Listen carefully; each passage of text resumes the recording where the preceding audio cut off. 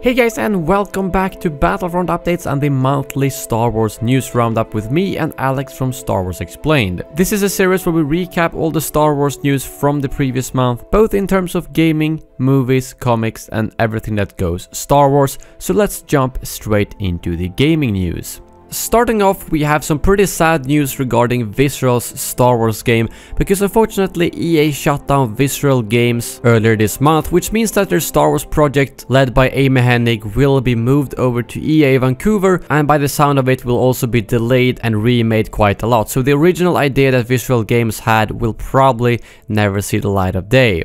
A lot of people were obviously mad at EA for this decision, and about a week after this announcement, a really good Kotaku article came out where they basically investigated from the start to finish what went wrong with Visceral's game. And there was a lot of factors involved. Everything from the development team not doing their job properly, Amy Hennig clashing with some of the designers, EA not giving them enough resources, and a lot of other things, which eventually meant that the game had to be shut down because it would have cost over $100 million to make with the current scope, and that means they would have had to sell an unrealistic amount of copies. Moving on to some Galaxy of Hero news, EA posted a Road Ahead article earlier this month where they announced that Territory Wars was coming, which is a guild versus guild battle, that we're getting the first Last Jedi character sometime before the movie hits, and that it will be a character that people know of already but with a new look. So I'm assuming maybe old Luke or something like that. And Thrawn's ship was also added this month to the game, along with quite a lot of other updates. It's a game that they very consistently have new updates for, which is good to see.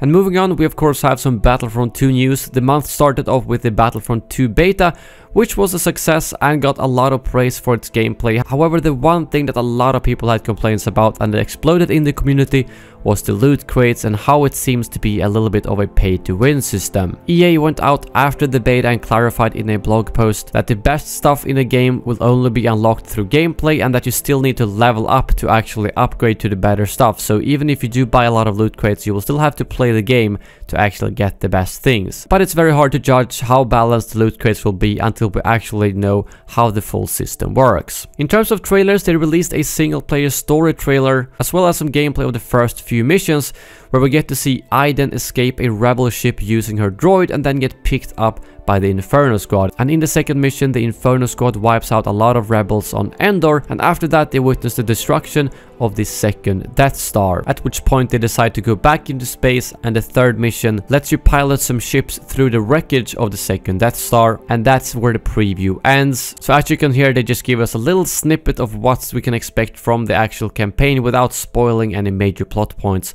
which I think was pretty good. And they also released a launch trailer earlier this week that featured some new gameplay of Vader versus Luke, Kashyyyk, and a lot of other things that people have been waiting to see. And finally, EA has been putting out snippets of hero gameplay the last couple of weeks, showing almost all heroes at this point. By the time I'm recording this video, it's only Yoda and Kylo Ren left. And if they for some reason add them after me and Alex have put together this video, we'll make sure to add a little note on the screen. And now over to Alex and some canon and movie news.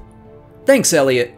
Starting with The Last Jedi, a new trailer and poster were released for the film on October 9th, and tickets went on sale at the same time. I feel like if you're watching this video, you already know all that, but just in case you hadn't heard, go get your tickets. In Han Solo movie news, we were told production has wrapped, and the title of the film is Solo, a Star Wars Story. We've pretty much known that for a while, so the official announcement was met with lackluster enthusiasm. I think it's a fine title, I just don't know why they waited so long to reveal it.